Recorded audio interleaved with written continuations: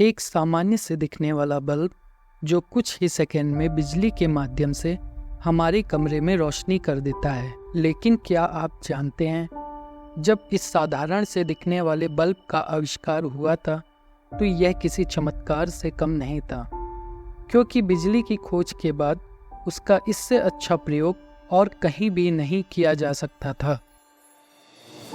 इस आविष्कार से न केवल दुनिया में प्रगति और विकास की राह आसान हुई, बल्कि मनुष्य के जीवन का स्तर भी बढ़ा।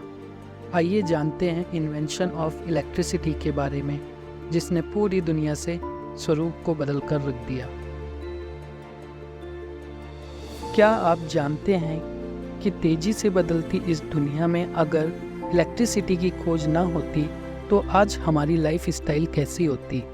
आज के इस वीडियो में हम जानेंगे इलेक्ट्रिसिटी के बारे में, इसकी खोज कब की गई थी, इलेक्ट्रिसिटी क्या होती है और भी बहुत कुछ। तो बने रहिए नॉलेज से भरपूर इस वीडियो में। आप सभी का स्वागत है हमारे YouTube चैनल क्या आप जानते हैं पर। इलेक्ट्रिसिटी एक प्रकार की प्राकृतिक ऊर्जा है जो पूरे ब्रह्मांड में हमेशा से ही मौजूद रही है। हालांकि मनुष्य जाति लंबे समय तक इस प्राकृतिक ऊर्जा से अनजान थी। वहीं इन्वेंशन ऑफ इलेक्ट्रिसिटी को एक आविष्कार से ज़्यादा एक खोज कहना ज़्यादा तर्कसंगत होगा। इलेक्ट्रिसिटी शब्द 16वीं शताब्दी में विलियम गिलबर्ट्स द्वारा दिया गया था। दो अन्य साइंटिस्ट बेंजामिन फ्रैंकलिन और माइकल फैराडे भी थे, जिन्होंने इसकी रिसर्च और इसके इम्प्लीमेंटेशन में अपना महत्वपूर्ण योगदान दिया था। बेंजामिन फ्रैंकलिन को 17वीं शताब्दी में अपने पतंग प्रयोग से बिजली की खोज करने का श्रेय दिया जाता है, जिसमें उन्होंने आंधी के दौरान एक धातु की चाबी को बांधकर पतंग उड़ाई थी। वह एक बहुत ही खतरनाक प्रयोग था, क्योंकि आकाशीय बिजली न्यूनतम 10 लाख वोल्ट उत्पन्न करती है। विज्ञान में इलेक्ट्रिसिटी और उसका इतिहास एक दिलचस्प विषय है, जो यह समझने में मदद कर सकता है कि इलेक्ट्रिसिटी के कारण हमारा जीवन कैसे बदल गया है।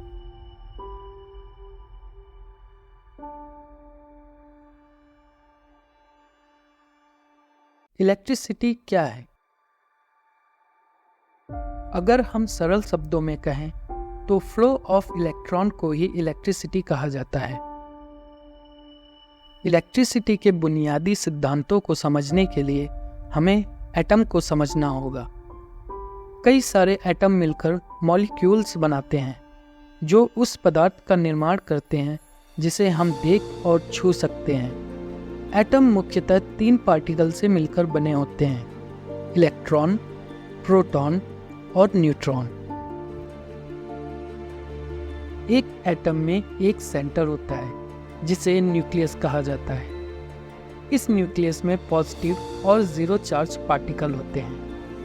पॉजिटिव चार्ज पार्टिकल को प्रोटॉन कहा जाता है और जिस पार्टिकल पर कोई चार्ज नहीं होता उसे न्यूट्रॉन कहते हैं। और इन एटम के न्यूक्लियस निगेटिव फॉर्म में चार्ज इलेक्ट्रॉन से घिरे हुए होते हैं।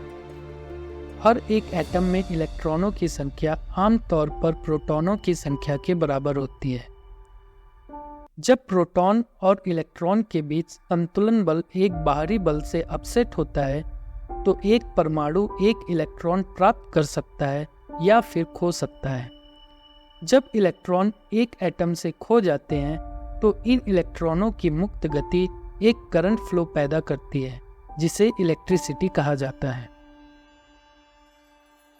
तो चलिए जानते हैं इलेक्ट्रिसिटी के प्रकार के बारे में। इलेक्ट्रिसिटी के मुख्य 2 प्रकार होते हैं: स्टैटिक इलेक्ट्रिसिटी और करंट इलेक्ट्रिसिटी। स्टैटिक इलेक्ट्रिसिटी को एक जगह से दूसरी जगह ट्रांसफर नहीं किया जा सकता और ना ही इसे किसी उपयोग में लाया जा सकता है। जब 2 चीज़ों को आपस में घिसा या रगड़ा जाता है तो इस घर्षण से पैदा होने वाली इलेक्ट्रिसिटी को स्टैटिक इलेक्ट्रिसिटी कहा जाता है।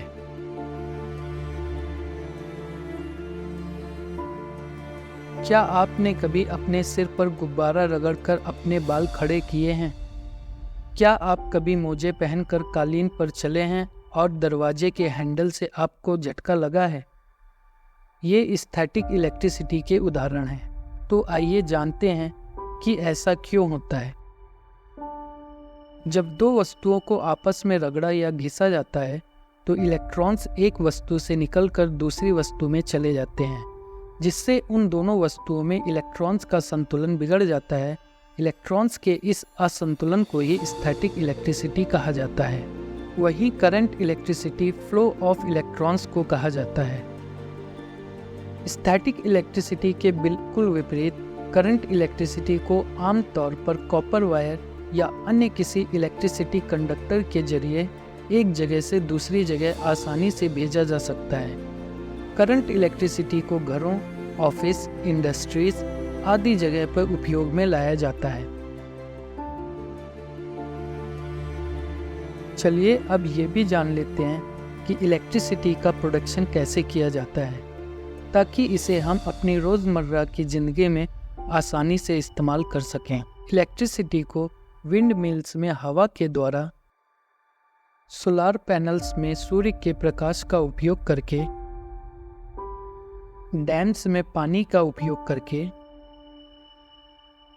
और भी नेचुरल रिसोर्सेज जैसे कोल, गैस, ऑयल आदि से इलेक्ट्रिसिटी का प्रोडक्शन किया जाता है। पानी इलेक्ट्रिसिटी बनाने के लिए सबसे ज़्यादा इस्तेमाल में लाए जाने वाले तरीकों में से एक है। डैम का प्रमुख कार्य पानी को स्टोर करना और उस पानी से इलेक्ट्रिसिटी का उत्पादन करना है।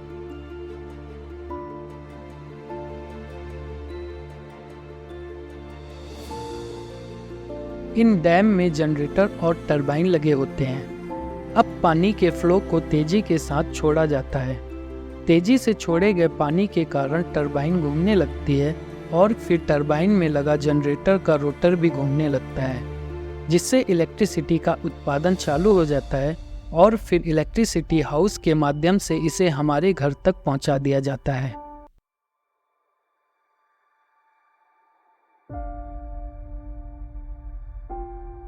आइए अब ये भी जान लेते हैं कि इलेक्ट्रिसिटी जनरेटर क्या है। इलेक्ट्रिक जनरेटर एक ऐसा उपकरण है जो बाहरी स्रोत जैसे हवा, पानी, सौर ऊर्जा, ईंधन आदि से प्राप्त मैकेनिकल एनर्जी को आउटपुट के रूप में इलेक्ट्रिकल एनर्जी में कन्वर्ट करता है, जिसे इलेक्ट्रिक जनरेटर कहा जाता है। इलेक्ट्रिसिटी जनरेटर सन 1831-32 में दिए गए माइकल फैराडे के इलेक्ट्रोमैग्नेटिक इंडक्शन के प्रिंसिपल पर काम करता है। फैराडे ने पता लगाया कि जब कभी इलेक्ट्रिसिटी कंडक्टर जैसे कि कॉपर वायर को मैग्नेट के नॉर्थ और साउथ पोल के बीच रखकर उसे घुमाया जाए तो इलेक्ट्रॉन्स कॉपर वायर में फ्लो होने लगते हैं, जो कि इनके दोनों सिरों के बीच वोल्टेज डिफरेंस को पैदा करता है, जिससे इलेक्ट्रिसिटी पैदा होती है। तो हमें उम्मीद है आज की यह जानकारी आपको पसंद आएगी। इस तरह के और वीडियो देखने के लिए कृपया वीडियो को लाइक करें और हमारे YouTube चैनल क्या आप जानते हैं को सब्सक्राइब करें। तब तक अपना और अपनों का ख्याल रखें। इस वीडियो को देखने के लिए धन्यवाद।